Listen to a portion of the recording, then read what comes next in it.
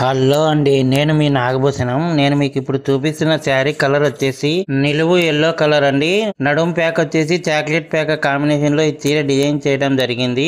నేను నేస్తున్న వార్పులో లాస్ట్ చీర అండి ఇది.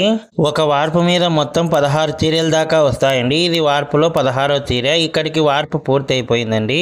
దీని తర్వాత తిరిగి కొత్త పడుగును అతుక్కుంటాము. ఆ కొత్త పడుగును ఎలా అతుక్కుంటాము అనే విషయమై మరో వీడియోలో నేను చెప్తానండి. ఈ చీరలో నేను మీకు చూపిస్తున్నది సెరుగు నేత అండి. ఆ పైన ఉన్నది పళ్ళు డిజైన్ నేత.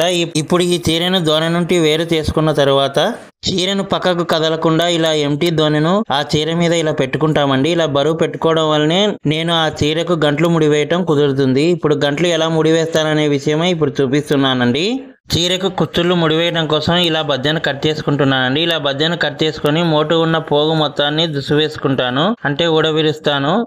ఇలా బద్దె నుండి పోగులన్నీ వేరు చేసుకున్న తర్వాత గంటెలు ముడేసుకుంటానండి. ఇలా గంటెల్ని ముడేసుకుంటాను. గంటెలు అంటే శారీకి కుచ్చుళ్ళు ముడివేయటం అండి. ఇలా కుచ్చుళ్ళు కొంచెం కొంచెం పోగులు తీసుకుంటూ ఇలా ముడివేసుకుంటాను. ఇక్కడితో కుచ్చుళ్ళు ముడివేయటం పూర్తయిందండి. నేను ముడివేసుకున్న కుచ్చుళ్ళు ఇలా రావడం జరిగిందండి. కుచ్చుళ్ళు ఎలా వచ్చాయి అనేది కామెంట్ చేయండి. చీరకి ఇలా కుచ్చుళ్ళు ముడివేసుకున్న తర్వాత చీరను మొత్తాన్ని ఇలా మడత పెట్టుకుంటానండి. ఇలా మడత పెట్టుకుని బాక్సులోకి పెట్టేసి మగ్గం నేస్తున్న అన్నకు ఇచ్చి వస్తాము. ఇంతటితో చీర మడతేయడం పూర్తయిందండి.